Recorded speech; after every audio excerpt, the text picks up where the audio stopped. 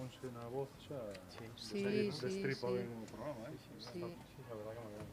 Un bo previo. Bueno, moi bo día a todas e a todos. Hai escasas semanas estábamos aquí abaixo na sala de prensa pois presentando un pequeno avance do que iba a ser o Festival Plataforma. Aquí hoxe me acompañan o director xeral de Cultura, Anxo Lorenzo, de Políticas Culturais da Xunta de Galicia, Anxo Lorenzo, Santiago Olmo, que tamén nestes últimos días xa achegouse a Raxoi. Esta creo que é a terceira ocasión, director do Centro Galego de Arte Contemporánea, e os directores do festival, Mónica Maneiro, David Barro e Iñaki Martínez Antelo. Hoxe comeza a primeira edición do Festival de Artes Performativas Plataforma, un festival dirixido por Performance Sociedade Cooperativa, que baixo o fío da performatividade quere tender pontes entre as artes visuais e as artes vivas, a música, a arquitectura e o diseño.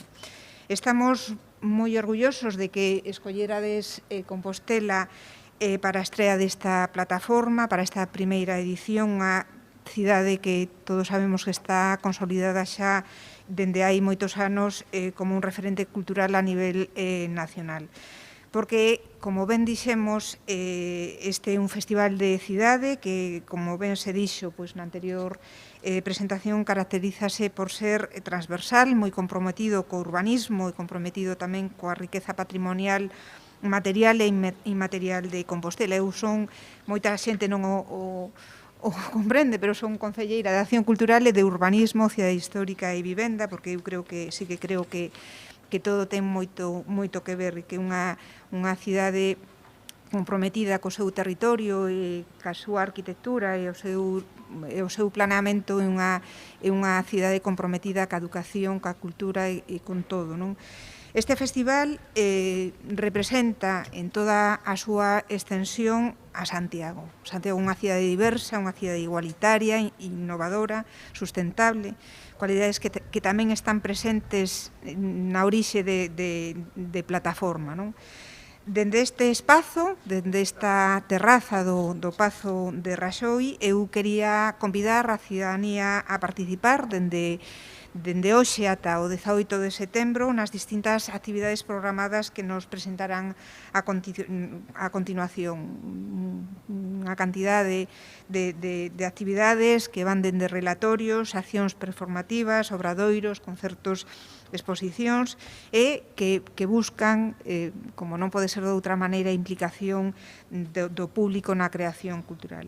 Sen máis, cedolle a palabra ao director xeral de Políticas Culturais, Anxo Lorenzo. Moi ben, moi bons días, grazas, Mercedes. Bueno, pois, desde a Xunta de Galicia colaboramos, obviamente, con este festival. Bueno, eu primeiro que quero é recoñecer o traballo das tres persoas que fan posible esta programación, a David, a Iñaki e a Mónica, porque esta é unha primeira edición, un primeiro festival, é dicir, que é a primeira edición deste festival de plataforma. Facer unha primeira edición sempre é difícil, e máis aínda nestas condicións tan extrañas e tan... bueno, xa non son tan extrañas, non? Xa empezan a ser máis normais e máis ben asentadas na nosa realidade actual, pero digo que facer unha primeira edición nesta situación diferente a que había hai uns meses, ten moito máis mérito, así que quero, David, Iñaki e Mónica, empezar por aquí, que normalmente ao final, como sabedes, sempre os agradecemos os parabéns, os recoñecementos son ao final. Eu quero empezar por facer este recoñecemento, porque digo, pola dificultade máxima que ten lanzar unha primeira edición e máis nestas circunstancias. Alégrome enormemente de que o CEGAC asumise un papel protagónico e relevante neste festival. Tamén o Museo das Peregrinacións, que vai albergar parte da primeira xornada no día de mañá, pero especialmente o CEGAC, porque o CEGAC, o Centro Galego de Arte Contemporánea, creo que neste festival ten o papel, o desempeña o papel que debe ter como referencia da reflexión e da participación nun festival como este, nun festival performativo enormemente transversal, como comentaba agora Mercedes, e ademais albergando dentro do CEGAC pois, diferentes formatos de conversas de artistas, de espectáculos e tamén, por suposto, dunha exposición que supoño que despois teremos ocasión ou teredes ocasión de comentar con máis concreción. É dicir, a participación do CEGAC, do Centro de Arte Contemporánea, neste festival supón incorporar a propia programación do centro a este festival. É dicir, é algo máis que simplemente unha colaboración, unha cesión de espazos ou algún tipo de cuestión máis periférica. É dicir, que creo que por parte da dirección do CEGAC houve unha asunción deste festival como algo intrínseco e algo incluído no que é a propia unha parte da programación de actividades deste segundo semestre do ano 2020. Así que, pola miña parte, pois máis nada, insisto nos parabéns. Por suposto, tamén, como sempre, como comentaba a concelleira, isto podría facerse en moitas outras partes de Galicia, pero o feito de que se faga en Santiago non é casualidade, evidentemente, non é casualidade porque Santiago de Compostela pois, é nestes momentos a cidade de Galicia que mostra unha maior diversidade e unha maior calidade das súas programacións, se non o digo eu, que se o dixese eu, pois igual alguén me tiraría das orellas, se non o din pois, as diferentes baremacións e valoracións dos especialistas que temos oportunidade de ver todos os anos. Non? Así que, bueno, parabéns, por tanto, tamén ao Concello de Santiago por asumir este papel tamén protagónico neste festival e agardamos, por suposto, que con toda a seguridade, con toda a prudencia e con todas as medidas con todas as medidas COVID que o festival toma e pois, que sexa unha celebración que sexa para iso, non? Para ver, para reflexionar e para acceder a programacións que de outra maneira sería máis difícil poder acceder, iso sí, con toda a seguridade para os artistas, para os elencos técnicos e tamén, por suposto, para os asistentes. Non? Grazas. Santi. Moi bons días. Realmente o CEGAC atópase no seu medio con este festival. De feito, a performance, a danza, o feito escénico son os aspectos que máis renovaron as artes visuais durante os últimos 50 anos. De feito, é interesante ver precisamente como o escénico, o teatral, alimenta, dá unha forza nova a todo o que as artes visuais, desde o cinema, o vídeo, mesmo a pintura ou a instalación.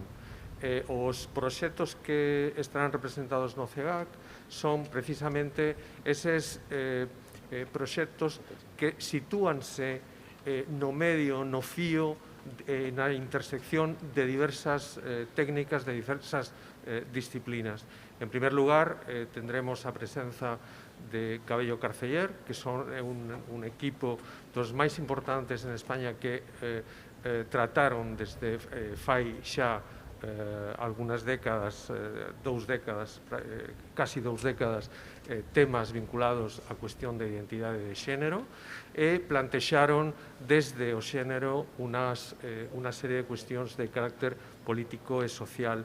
Presentarán un proxecto moi interesante que é Rapear Filosofía. Están colaborando con unha serie de raperos e grupos musicais de Santiago e de Galicia e tendremos ocasión, precisamente mañá, día 11, de ter unha conversa con elas. A semana que ven, a semana vindeira, habrá dúas representacións dun proxecto escénico, propiamente teatral, de Pablo Fidalgo, que interpretará o actor Juan Loriente, un dos actores máis relevantes da escena teatral en España. A peza titúlase Qualcosa xera da noi, é unha peza que Pablo Fidalgo elaborou e realizou durante a súa estadía na Academia de Roma, na Academia Española de Roma. E, finalmente, o día 18 tendremos a inauguración da exposición de la Ribot, que está comisariada por Iñaki Martínez Antelo, e que, bueno, el falará tamén un pouquiño da exposición. Temos que resaltar que a primeira exposición que se fai de la Ribot en unha institución pública, con un xeito máis retrospectivo, non tanto puntual, sino tamén intentando amosar non só películas ou vídeos de carácter documental, sino tamén vídeos de carácter creativo e outro tipo de pezas. Polo tanto, para o CEAC é un gran honor precisamente participar nesta primeira edición de plataforma, sobre todo porque decía ao principio desa importancia do escénico nas artes visuais. Mónica? Comezo eu. Sí. Vai falar David primeiro. Vale, nada. Bueno, por suposto, queremos agradecer o apoio e a presencia aquí de Mercedes Rosón, de Anxo Lorenzo, de Santiago Olmo, que agora falarei da importancia deses apoios, pero cando hai un pouco máis dun ano decidimos montar unha cooperativa, tiñamos claro que o principal que queríamos era traballar en Galicia e traballar en Compostela. Creíamos realmente un festival que nace polo noso amor á cidade, non? E tiñamos claro, ainda que temos proxectos fora, que fuimos incluso algún demorando, queríamos que a nosa primeira presentación pública puidese ser aquí, non? E penso que esa transversalidade do festival, que ten ese fío de performatividade, que non é estritamente un festival de performance, senón que queremos levar a performatividade a outras disciplinas, precisamente unilas, non? Creemos que é a única maneira de facer un músculo cultural nese sentido, é dicir, e conseguir pasar públicos dunha marxe a outra. Bueno, sería imposible se esa pluralidade non fose tamén, neste caso, dos apoios, non? É dicir, por un lado, falamos moi cedo tanto con Mercedes como con Santi Olmo, que foron cómplices dende o minuto 1, non? Pouco a pouco fomos sumando espacios, como Museo de Peregrinacións, como Fundación Granel.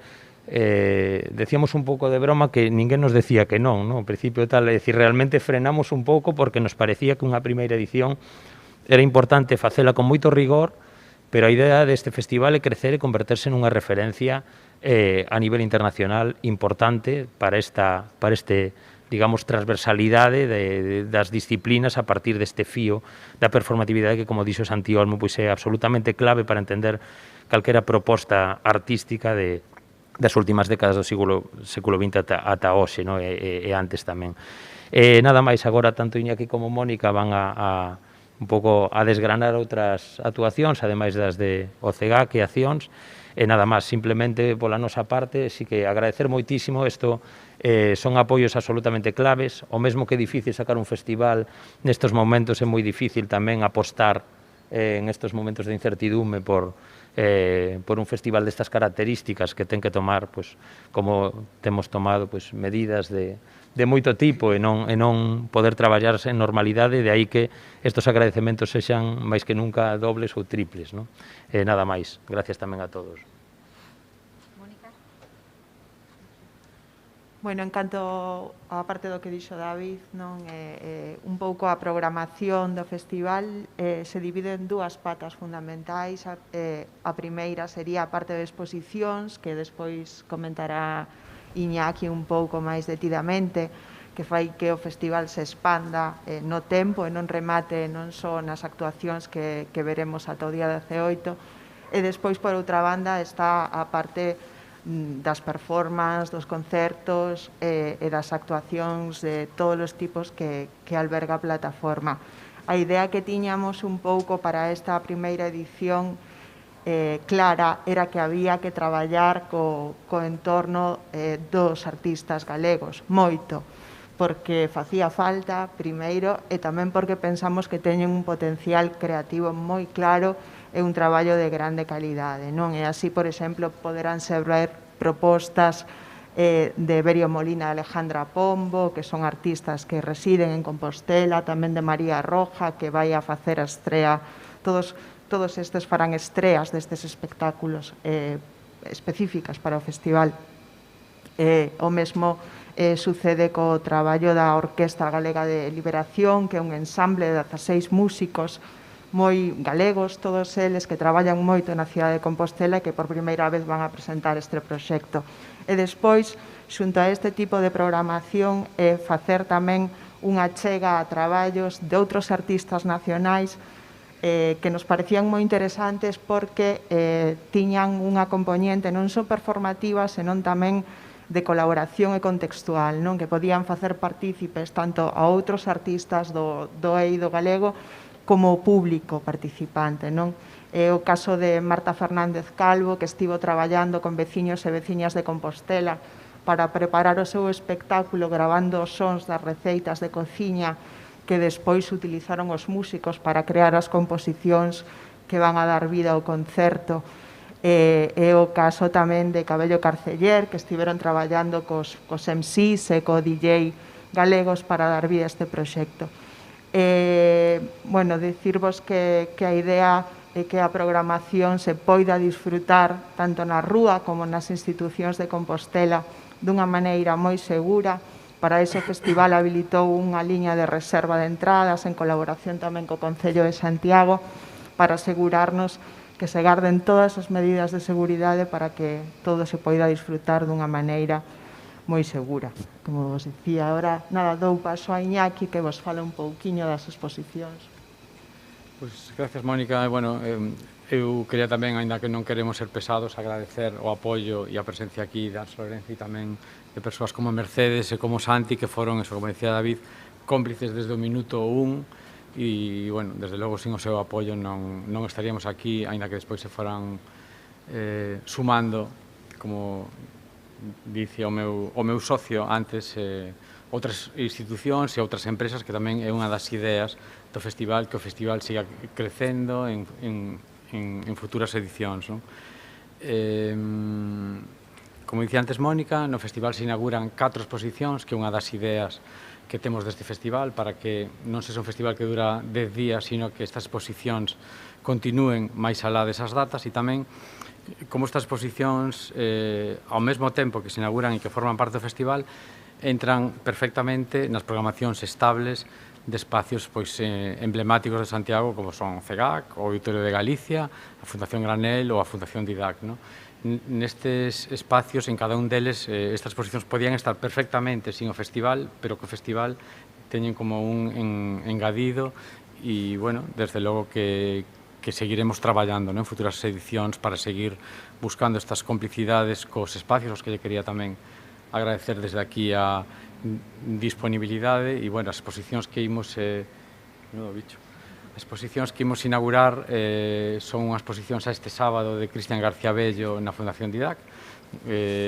Cristian Bello é un escultor, pero que procurou de algún xeito un percorrido ou unha performatividade na súa exposición, ademais de que María Roja fará unha performance o vindeiro xoves dentro da mesma sala e relacionándose ou interactuando co traballo, eso, como decía, máis escultórico de Cristian García Bello. Outra das exposicións é unha exposición que se titula Mirar o son, sobre partituras gráficas contemporáneas, sobre partituras de música, pero que teñen un interés visual, que será no Auditorio de Galicia. Eu creo que é unha exposición que vai a sorprender moito e, ademais, que ten moito sentido que se faga esta exposición nunha sala de exposicións do Auditorio. Espacio onde eu, bueno, foi un dos espacios onde empecé a traballar e me fai, a verdade, moita ilusión tamén traballar ali. Les quería agradecer aos seus responsables do auditorio terme dado esta oportunidade. Tamén haberá o mesmo día de inauguración da exposición un concerto de vertixe sonora no mesmo auditorio onde se interpretarán varias das pezas cuyas partituras están nesta exposición. O día seguinte, na Fundación Granel, se inaugura unha exposición de Manuel Eirís, un artista compostelano tamén, foi premio do Auditorio de Galicia, traballa e vive aquí e fará, el non ten un traballo de performance propiamente dito, pero sí que se mostrarán uns deseños que fai, cun traballo que el fai casi obsesivo, el practica o skate e, bueno, cuns papéis de calco por debaixo do monopatín vai creando estes dibuxos como automáticos, que podían ter algo tamén como de escritura surrealista, por eso nos parecía que encaixaba moi ben na Fundación Granel. Tamén a inauguración Lar Legido, o batería, fará un concerto, unha performance inspirado tamén no traballo de Iris, e xa, como adiantaba antes Santi, La Ribot, como sabedes, recente, vai recibir o mes que ven o León de Oro da Bienal de Venecia de Danza, un premio, un recoñecemento a súa carreira importantísimo. Bueno, pois imos ter a sorte de inaugurar esta exposición no CEGAC, onde se mostrarán ela empezou a traballar como bailarina, como coreógrafa, pero tamén ten traballos performativos e traballos de instalacións e fotografías e vídeos máis relacionados cos artes visuais. Nesta exposición se poderá ver, digamos, parte do seu percorrido ou obras da súa trayectoria dos últimos 20 e pico anos, que será, bueno, eu creo que todo un acontecemento tamén. E, bueno, pois isto é máis ou menos o que queríamos contar.